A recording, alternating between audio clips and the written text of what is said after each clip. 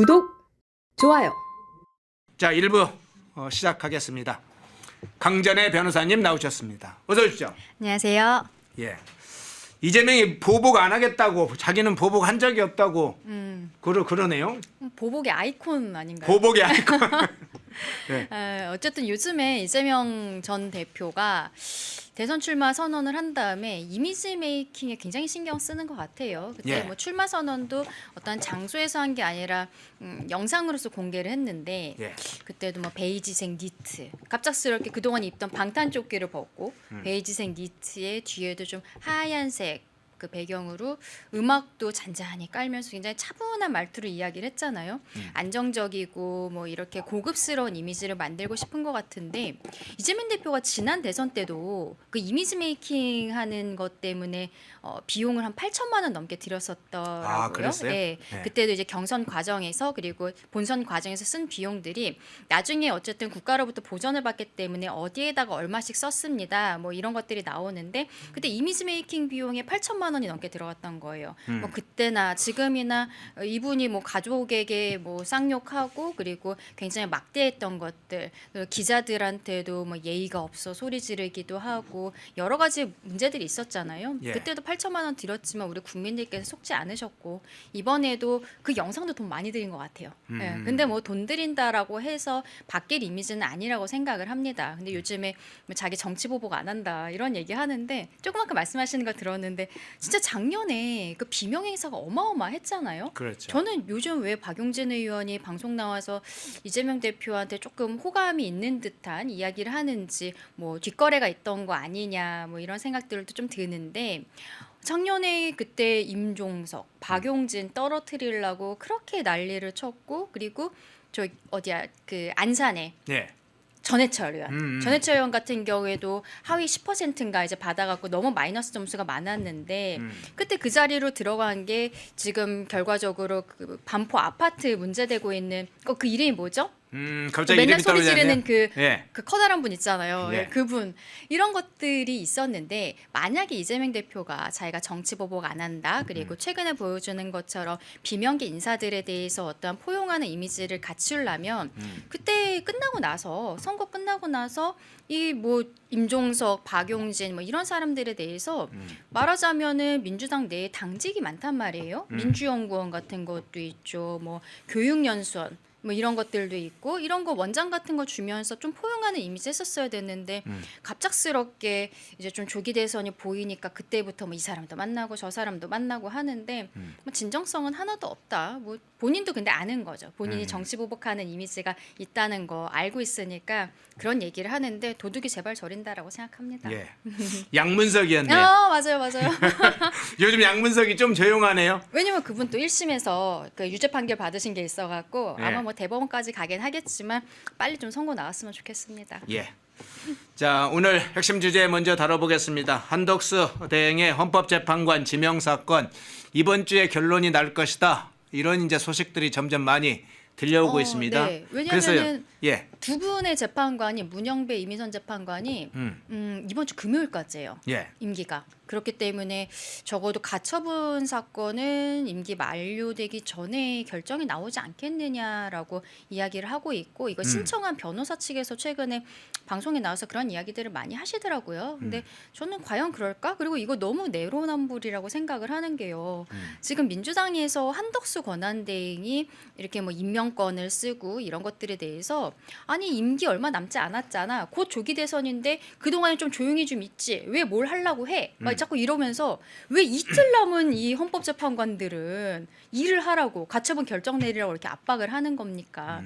그리고 헌법재판관들은 보통 마지막에 이제 임기 만료 한 일주일 전부터는 출근을 안 하는 게 관행이라고 해요. 그렇죠. 예, 그래서 그것 때문에 윤석열 전 대통령의 파면 결정이 조금 이렇게 나온 것 아니냐, 일정이 그렇게 조정이 됐던 거 아니냐는 이야기들이 있는데 그 이후에 갑작스럽게 뭐 헌법 소원 같은 거 들어가고 그리고 가처분 신청이 들어갔는데 이거 만약에 이틀 남겨놓은 재판관들이 가처분에 대해서 인용 결정하고 나간다면 그거는 저는 이틀 남은 거를 너무 남용하는 것이 아닌가 일단 그 생각 들고요. 예. 그리고 윤석열 전 대통령도 가처분 신청 옛날에 했었어요. 서부지방법원에서 체포영장 나왔을 때 현행 형사소송법으로는 체포영장에 대해서 이의 제기할 수는 없거든요. 네. 구속영장에 대해서는 이제 청구가 되면 그때 법원에서 영장실질 심사를 받고 그다음에 법원에서 판단이 뭐 인용이 되면은 구속되고 뭐 이런 건데 체포영장은 일단은 법원에서 먼저 나와 버리는 거예요. 그럼 피의자 입장에서는 일단 체포가 돼야 돼. 그리고 그 다음에 체포에 대해서 그 적부심을 신청을 할 수가 있는 거예요. 그래서 거기에 대해 당시에 윤석열 전 대통령 측에서 아 이거 맞지 않다. 근데 현행법상으로 할 수 있는 게 없으니까 우리도 헌법재판소에다가 가처분 신청을 했다라고 다 밝혔거든요. 네. 근데 헌법재판소가 가처분 결정을 아예 안 했어요. 그렇죠. 아예 안 하고서는 지금까지 안 한 거예요. 그냥 그 기관이 다 도과해 버린 거예요. 이렇게 선택적으로 윤석열 전 대통령 측에서 그렇게 다급하게 신청했던 가처분에 대해서는 이런 방구도 없이 다뤄주지도 않더니 지금 상황에 있어서는 이틀 남은 헌법재판관들이 뭐 인용이든 기각이든 뭐 결정을 한다? 저는 그게 권한 남용이 아닌가라고 생각합니다. 예. 근데 헌재에서 어제 이제 평의를 했다는 것도 확인이 됐고 오늘 네. 오전과 오후에 각각 평의를 계속 진행을 한다고 그래요. 그러면 평의가 어떤 방식으로 진행이 됩니까? 이제 마은혁이 지금 주심이잖아요. 그렇죠. 그 뭐 만약에 가처분 인용을 하려면은 과반수 이상이 그 동의하는 것들이 있어야 되기 때문에 네. 여기에 대해서 지금 재판관들께서 어떤 생각을 갖고 계시는지 좀 확인하는 절차들을 하고 있을 거예요. 그런데 이게 가처분이랑 그리고 본안 판단 여기에 대해서 지금 헌법소원이 들어가 있는 거잖아요. 본안 판단이랑 실상 같은 재판관들이 하게 돼요. 예. 그러면 가처분이 만약에 이틀 안에 나온다 하면 문영배 이미선 같은 경우에는 본안 판단에 들어가지 않겠지만 그건 임기 때문에 그런 거고 기본적으로는 같은 분들께서 판단을 하는 거기 때문에 일단 이분들이 지금 평의를 하고 있다라는 것은 저는 꼭 가처분 결정 때문이라기보다는 여기에 대해서 앞으로 어떻게 진행할 것인지 이런 것들을 논의하는 과정이 아닌가라는 생각도 좀 들긴 하거든요. 예.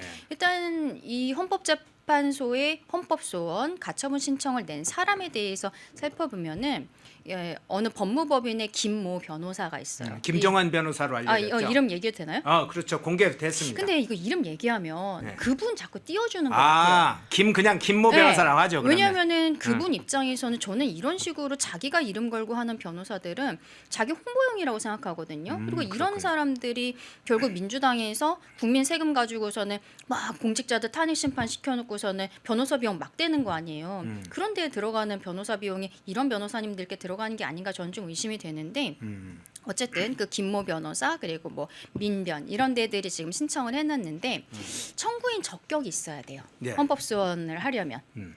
가처분도 마찬가지고 근데 이들이 지금 이야기하는 거는 헌법과 법률에 의해서 임명이 된 이 헌법재판관으로부터 재판을 받을 수 있는 권리가 침해됐다라고 이야기를 하고 있는 거예요. 예. 그러니까 자기 변호사도 권한이 침해됐다 이겁니까? 본인은 이제 그 소송을 진행을 하니까 예. 나는 이 판사가 헌법과 법률에 의해서 임명된 판사라고 생각하지 않습니다. 나는 판결을 받는 사람이니까요라고 얘기하는데 이러한 것들은 자기 관련성이 있어야 되는데 직접적이어야 되거든요. 근데 변호사가 이렇게 직접적으로 관련성이 있다라고 볼 수 있을 것인가 이러한 문제들이 있고 그리고 또 한독수 권한대행에 대해서는 권한대행의 권한이 어디까지인지 법에 명확하게 규정되어 있는 건 없는 거잖아요. 네. 그래서 근데 우리가 예를 봤을 땐 지난번 나왔던 권한쟁의 심판 결정을 보면 국회에서 선출을 했어요.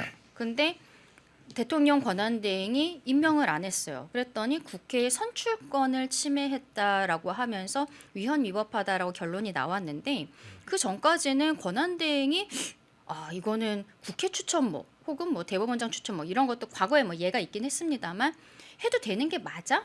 굉장히 좀 의문스러운 상황이었기 때문에 당시 한덕수 권한대행도 안 하겠다라고 이야기한 게 아니라 여야가 합의를 해주십시오라고 이야기를 했어요. 예. 그랬더니 바로 다음 날 이제 민주당에서 탄핵을 소추를 한 거잖아요. 예. 그런 것들을 봤을 때는 그동안에는 지금까지는 한덕수 권한대행이 막 민주당에서 그렇게 얘기하거든요. 12월에는 여기 권한 뭐 자제하겠다고 하더니 왜 지금 이렇게 적극적으로 행사하냐. 근데 저는 사정 변경이 있다고 봐요. 왜냐면 그 사이에 권한쟁의 결정이 나왔고 거기에서 국회의 선출권을 침해했다라는 것은 대통령 권한대행에게 임명권이 있다라는 전제하에 이야기를 한 거거든요. 예. 그러면 그 임명권에 대해서 또 그때 헌법재판소가 국회 선출 몫에 대해서만 임명권 있는 거다라고 판단하지도 않았어요. 그럼 전체적으로 다 임명권이 있다라고 보는 것이 저는 논리적으로 맞지 않는가. 그래서 이게 일단은 절차적으로 이분들 청구인들의 자기 관련성 이런 부분이 저는 좀 인정되기 어려워서 각하되지 않을까라고 생각을 하는데 만약에 그게 인정된다고 해도 본안 판단으로 갔을 때 이분들에 대해서는 헌법과 법률에 위반돼서 임명된 재판관들이다라고 저는 볼 수 없다라고 생각하거든요. 당연히 기각될 거라고 생각합니다. 그래서 그러면 쟁점이 지금 말씀하신 걸 요약하면 두 가지가 되겠네요. 하나는 당사자가 이 가처분 신청에 대해서 자격이 있는지에 대해서 하나를 헌재에서 살펴보는 거 하나. 그렇죠. 이제 만일 자격이 없다고 판단되면 각하가 되는 거고요.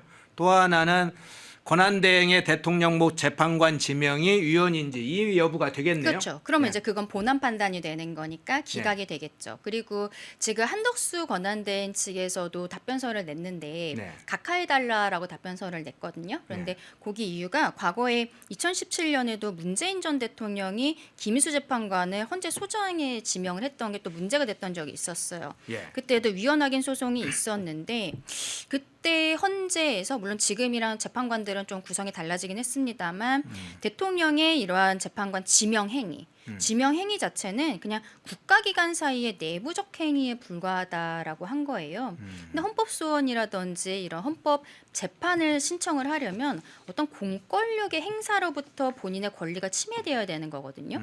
그러면 국가기관 사이의 내부적 행위에 불과하다라고 봤을 때는 기본적으로 공권력의 행사 자체도 없었다라는 거죠. 그러니까 여러 가지 쟁점들이 있는데 지금 뭐 저는 민주당 측 이 김모 변호사 그리고 뭐 민변 이쪽은 다 민주당이랑 결을 같이 하시는 분들인데 이들이 좀 선택적인 정의랄까 이런 것들을 하고 있는 게 아닌가. 우리도 마은혁 재판관 네.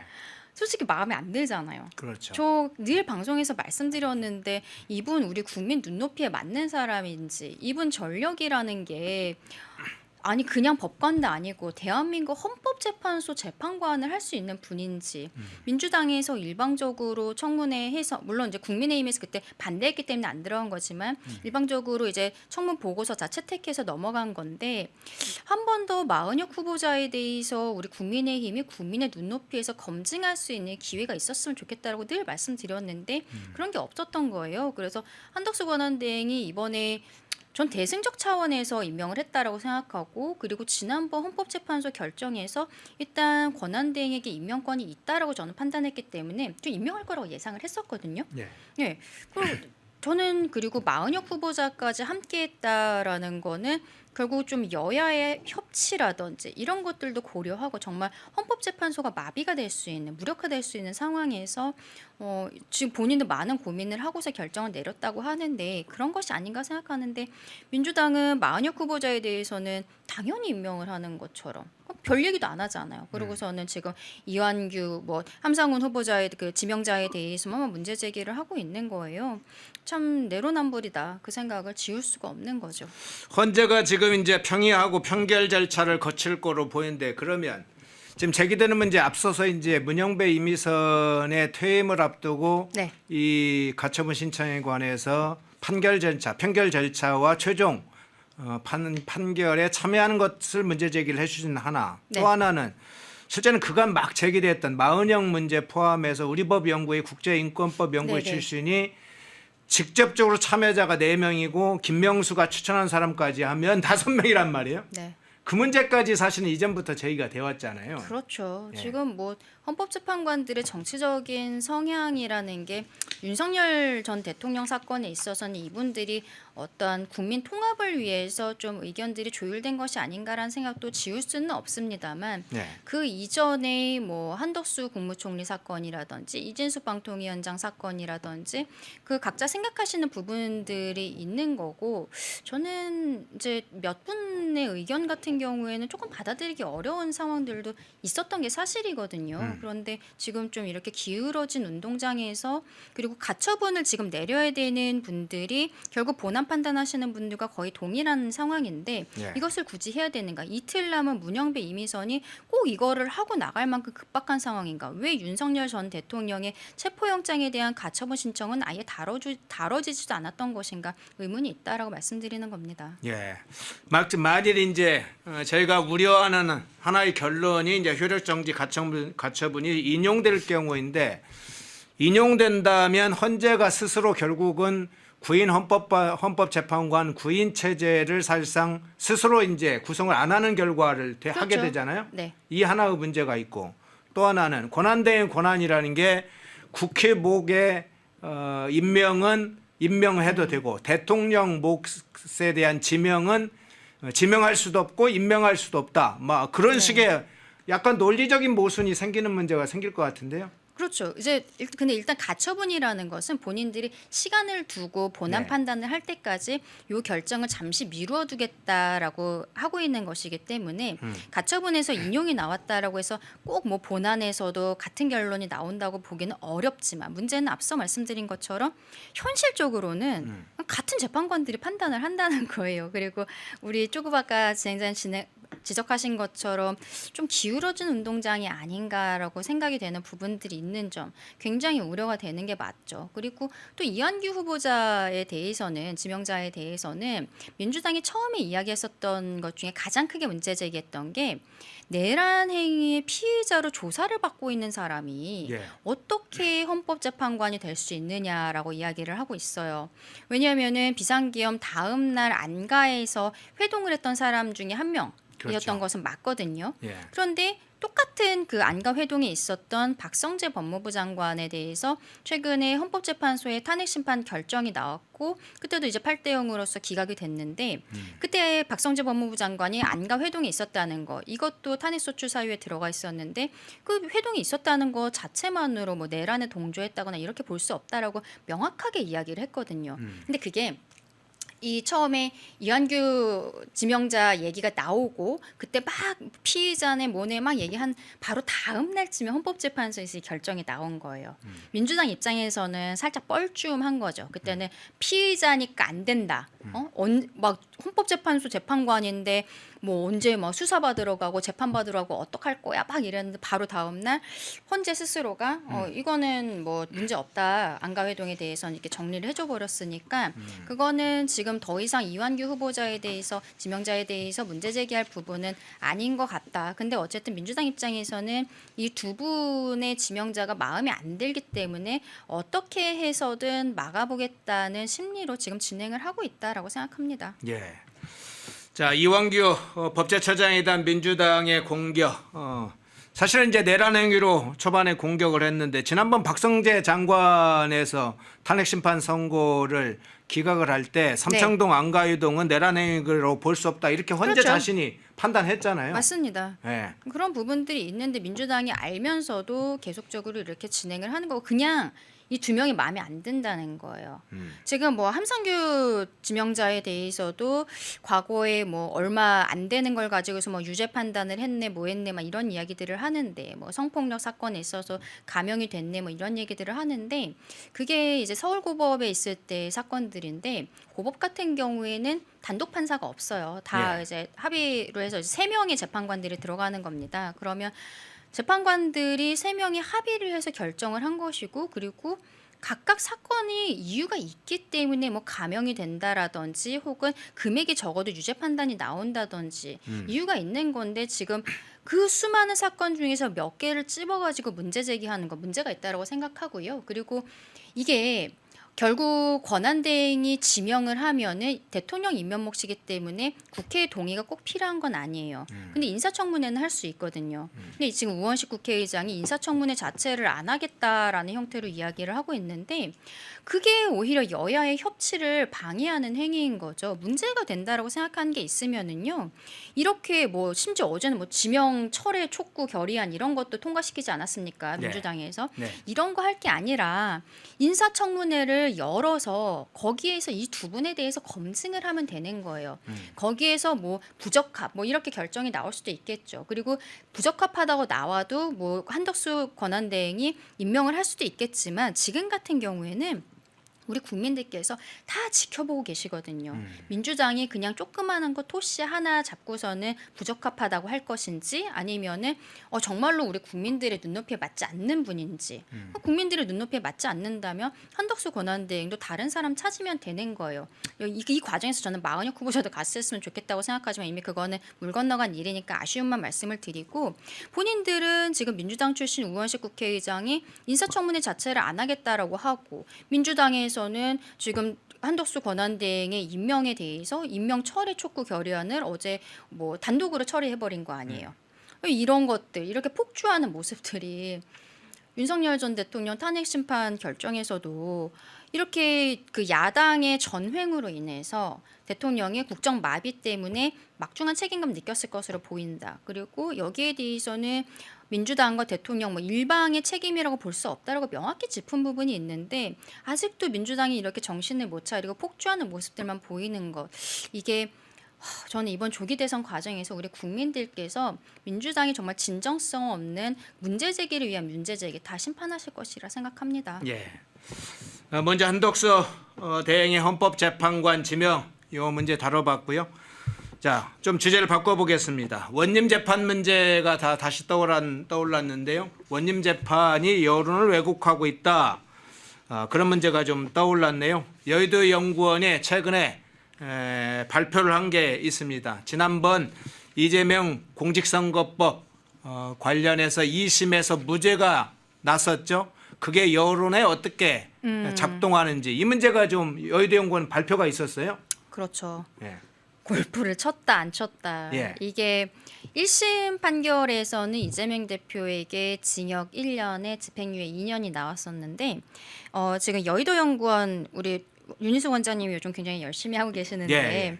조사를 해본 거예요. 그랬더니 그 2심 판결 이전까지 그러니까 1심 유죄 판결이 나왔을 때까지는 이재명 전 대표가 골프를 쳤다가 54%, 안 쳤다가 39%의 의견이었는데 2심에서 이제 무죄가 나와버렸잖아요. 예. 그랬더니 골프 쳤다가 23%, 안 쳤다가 46%, 거의 50% 육박하는 분들이 골프 자체를 안 쳤다라고 생각하는 거예요. 그러니까 법원의 판결이 여론을 완전히 바꾸게 한 왜냐하면 거네요. 무죄 예. 판결이 나와버리니까 예. 우리 국민들께서 정말 일상이 바쁘시잖아요. 네. 그러면 무죄. 이 헤드라인만 보고 기사를 꼼꼼히 읽으실 만큼 시간이 많지 않으시다고 저는 생각을 하거든요. 그럼 무죄라고 이렇게 딱 나와버리니까 그동안에 골프 쳤다고 얘기했던 거 이거 그냥 아니었던 거구나. 이렇게 생각을 한다는 거죠. 깊이 있게 들어가서 뭐 그런 결정이 나오기까지 그러니까 뭐 법원에서 뭐 행위가 아닌 인식의 문제이기 때문에 뭐 이런 이야기들이 우리 일반 국민들의 입장에서는 너무 어려운 이야기고 솔직히 읽기도 되게 힘든 부분들이 있잖아요. 논리적으로도 맞지 않는 부분들이 있다고 생각하는데 이게 너무 문제라는 거예요. 이재명 대표가 우리 처음에 시작할 때 제가 베이지색 니트 입고 나타났다. 네. 방탄조끼 갑자기 벗고 베이지색 니트 입고 나타났다. 이게 지금 1심에서 유죄 나오고 그리고 항소심에서 무죄 나온 거랑 저는 비슷한 상황이라고 생각하거든요. 우리 국민들께서 속지 않으셔야 된다라고 그리고 속지 않으실 거라고 생각하지만 법원에서의 판단이라는 것은 많은 분들께 선입견을 줄 수밖에 없는 거예요. 그래서 대법원이 이제 633 원칙에 따르면은 6월 26일에는 선고가 나야 되는데 예. 지금 우리가 그 이전에 그 대선이 있기 때문에 조금 더 속도를 올려줬으면 좋겠다라고 생각하는 게 많은 분들 그리고 한번 대법원에서 정리를 해줄 필요가 전 있다고 생각하거든요. 그 이전에 판단이 나와야 되지 않나라고 생각합니다. 결국은 지금 이제 유권자들에게 올바른 선택을 하게 해야 되는데 사실은 기존에도 이제 범죄 행위에 대해서 어떤 기소건이 제기됐을 때 네. 이 선거와 관련했을 때 유권자들한테 사실관계를 법원에서 최종적으로 좀 정확하게 알려줄 판결할 필요가 있다 이런 것도 네. 제기가 됐잖아요. 그래서 지금 말씀하신 그 여론의 어떤 왜곡작용 작동하는 그런 상황이 발생하게 되니까 결국은 대법원에서 이 문제를 조기에 판단할 필요가 있다. 이 문제가 계속 제기되네요. 그렇죠. 지금 6월 4일 대선 이전에 6월 26일까지는 어쨌든 규정상으로도 대법원이 선고를 해줘야 되는데 예. 좀 더 속도감 있게 해줘야 되는 것이 아닌가. 지금 검찰에서는 바로 항소를 했고 항소유서도 뭐 수백 페이지 분량을 이미 제출을 했다라고 하고 있기 때문에 이거는 이제 항소심에서 이재명 대표는 무죄가 나와서 이재명 대표 측에서 어떤 서류를 내야만 대법원에서 판단이 시작되고 꼭 그런 거는 아니거든요. 그런 의무는 있는 상황이 아니어서 오히려 대법원이 조금 더 속도감 있게 볼 수 있지 않을까. 그리고 저는 혹시라도 그럴 리는 없겠지만 이재명 대표가 대통령이 된다면 헌법 84조의 문제에 대해서 한번 정리할 필요는 있다.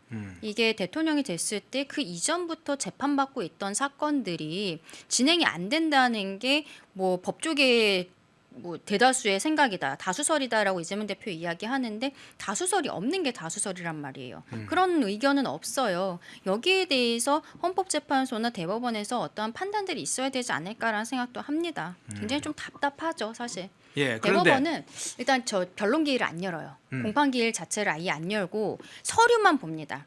1심과 2심은 사실심이라고 해서 1심에서 나온 게 항소심에서 다른 증인 부르고 뭐 똑같은 증인 또 부를 수도 있어요. 뭐 이런 식으로 해서 사실관계 같은 거에 대해 정리를 할 수가 있는데 대법원은 법률심이라고 해서 법이 이제 잘못 판단이 된 것인가 이것만 보기 때문에 따로 공판기일을 열지는 않고 그냥 어느 날 갑자기 어느 날 선고한다라고 그 공지만 뜨는 거예요. 예전에 뭐 조국 전 대표 때도 그랬었거든요. 대법원 언제 선고가 날지 모르니까 이분이 그 사이에 창당하고 국회의원 되고 이렇게 하다가 12월에 들어가 버린 거잖아요. 갑자기 선고가 나면서. 그러니까 저희 입장에서는 대법원에서 빨리 선고를 해줬으면 좋겠다라는 생각은 들지만 이게 뭐 기일 자체를 언제 지정할지가 대법원의 완전한 재량이기 때문에 답답한 상황이다라고 말씀드립니다. 그런데 만일 이제 대선 전에 조기 선고, 뭐 조기 대선도 이름이 붙었으니까 조기 선고라고 네. 좀 하면 대법원의 선고가 좀 빨라져 대선 전에 판결이 난다. 그런데 이제 파기자판 얘기가 있습니다만 파기자판이 아니라고 하더라도요. 만일 파기 환송이 된다. 파기 자판은 실상 쉽지 않고요. 예. 파기 자판을 하는 경우들이 많지는 않아요. 근데 저희 입장에서는 답답한 과정이고 그리고 만약에 그 대법원에서 유죄 취지가 되어야 이제 파기를 시킬 수 있는 거거든요. 그렇죠. 항소심에서 무죄가 나왔기 때문에 네. 유죄다. 그러면서 고법으로 돌아가서 다시 판단을 해라라고 했을 때는 조금 아까 제가 말씀드린 것처럼 84조 문제가 생기는 거예요. 유죄의 취지로서 이 사람이 무죄가 아니야라고서 돌려보냈지만 고등법원에서 판단을 하는데도 또 이제 몇 달 정도가 걸린단 말이에요. 그렇죠. 네, 그리고 유죄 취지이기 때문에 이재명 대표 측에서도 또 의견서를 내야 되고 얼마나 시간을 끌겠습니까? 또 네. 서류 송달부터 안 받을 텐데. 근데 그 와중에 이미 대선이 이제 끝나고 실질적으로 이게 뭐 헌법의 해석 문제도 있습니다만 법원에서 현실적으로 재판 기일을 잡을 수 있을 것인지도 법조계에서는 좀 의문으로 보고 있거든요. 꼭 뭐 해야 된다 안 해야 된다를 넘어서서 법원에서도 좀 부담감이 있을 때는 기일을 계속 막 미루고 그리고 재판부가 계속 바뀌니까 다음 재판부로 막 넘기는 이런 모습들이 있을 수가 있어요. 근데 우리 국민들 입장에서는 이재명 대표에 대해서 적어도 이 공직선거법 사건은 대법원 판결, 파기 자판이 아니라 환송만 한다고 해도 여기에 대해서는 선거 전에 나와야 되는 것이 아닌가라고 생각하시는 거죠. 네. 대법원도 아마 우리 국민들의 목소리 듣고 계시지 않을까라고도 생각합니다. 근데 대선 전에 만일 파기 환송이 된다면 네. 일단 그 후에 재판엔 상당한 시간이 뭐 최종적으로 결정이 나는데 시간이 걸린다 하더라도 파기 환송이 되면 선거 때 미치는 영향은 있을 거 아닙니까? 그렇죠. 일단 이재명 대표가 그동안에 계속 억울하다 했던 프레임이 예. 대법원에서 확정 판결이 나왔을 때는 더 이상 억울하다라고 이야기할 수는 없는 거거든요. 그게 파기 환송을 시키며 고등법원에서는 어차피 대법원의 취지대로 판결할 수밖에 없어요.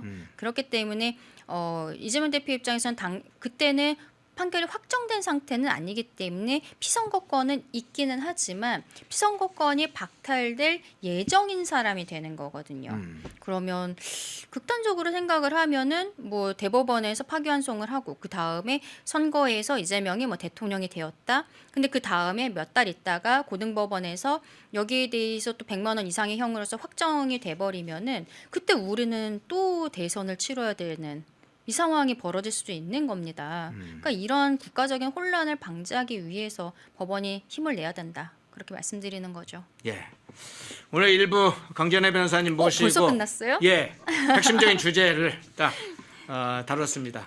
한덕수 대행의 헌법재판관 지명 사건 네. 그리고 원님 재판으로 지금 진행 그 결과가 여론 왜곡되는 이재명의 공직선거법 사건이 주목되는데 그 현황도 한번 좀 살펴봤는데요. 뭐 마지막에 아쉬운 점 있으면 좀 전체 이제 사건에 있어서 좀 하실 얘기가 있으신가요? 일단은 헌법재판소가 중심을 잡아줬으면 좋겠어요. 네. 그래서 지금 이틀 남은 재판관들이 마지막에 결정을 하는 게 맞는지 굉장히 의문이 앞서 계속 말씀드렸는데 본인들 스스로가 재판관 충원 문제에 대해서 근데 좀 많이 예민한 건 맞는 것 같아요. 네. 왜냐하면 처음에 헌법재판소 여러 가지 사건들이 계류가 되어 있는데 윤석열 전 대통령 사건 최우선적으로 하겠다고 국민들 앞에 공개적으로 이야기해놓고서는 가장 처음에 나왔던 게 40여 개에 대해서 이제 임명을 하느냐 마느냐 뭐 이런 것들에 대한 결정을 가장 먼저 하는 모습들을 보이지 않았습니까?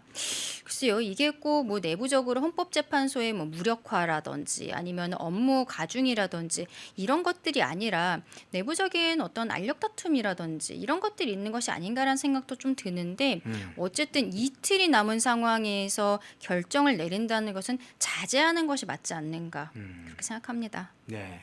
아니 마침 이야기하니까 그 질문을 마지막 질문을 하죠. 네. 지금 한덕수 권한대행 얘기가 마침 나왔으니까 한덕수 대행의 지금 차출론부터 대망론 이런 얘기가 나오잖아요. 네. 전체적으로 그 상황은 어떻게 보세요? 저는 한덕수 권한대행께서 아직까지 마음을 완전히 정하시진 못한 게 아닌가라고 보여요. 왜냐하면 이번 주에 있었던 국무회의에서 말씀하신 것도 본인의 네트워크를 최대한 활용하고 그리고 윤석열 정부의 국무위원들과 함께 마지막 소임을 다하겠다라고 말씀을 하셨거든요. 예. 근데 지금 상황에서 우리 대한민국이 풍전등화인데 미국과의 관세 전쟁이 너무 크지 않습니까? 우리가 그동안에 문재인 정부 때부터 경제가 굉장히 힘들어진 상황 그리고 코로나를 겪고 굉장히 이제 뭐 러시아 우크라이나 전쟁 때문에 우리 정말 힘들었는데 지금 트럼프 정부가 들어오고 나서 관세 때문에 대기업들이 흔들리면 우리 뭐 중소기업도 다 흔들릴 수밖에 없는 상황이잖아요. 이 상황에서 한덕수 권한대행이 한 이야기는 본인이 주미대사로서 있었던 부분들 그리고 통상 전문가로서의 이것들로서 뭔가 어떠한 가시적인 성과가 나왔을 때 그때를 다시 한번 생각하시겠다는 의미가 아니었을까라고 생각해요. 네트워크 활용한다 뭐 이런 마지막 소임이다 얘기하시는 게. 근데 좀 당직자로서 제가 이제 당 대변인도 하고 있으니까 당직자로서는 우리 지금 경선에 들어와 계신 후보들이 더 많이 답답하실 것 같아요. 그것도 사실이라고 생각하거든요. 왜냐하면 지금 빅텐트라는 건 전 당연히 구성이 되어야 된다고 생각하는데 한덕수 권한대행이 그렇다면은 빅텐트에 어떤 형태로 들어올 것인가 이것도 굉장히 좀 애매한 부분이 있고 우리는 경선 흥행이 너무 중요하잖아요. 네. 민주당 같은 경우에는 어차피 경선이라는 게 의미도 없는 상황이지만 저희는 경선 흥행을 하면서 자연스럽게 우리 후보들이 여러 가지 이야기들을 하면서 중도 확장적인 모습들도 보이고 그리고 우리 보수 유권자분들께서 안타까워하셨던 부분들에 대해서 공감하는 모습들도 보이고 여러 가지 모습들 보이면서 으쌰으쌰 해야 되는 상황인데 그게 결과적으로 경선에는 참여를 하지 않으시게 되면서 조금 힘이 빠졌다라고도 생각합니다. 예. 자, 한덕수 권한대행의 문제까지 좀 살펴봤는데요. 예, 일부 강전혜 변호사님이었습니다. 고맙습니다. 감사합니다.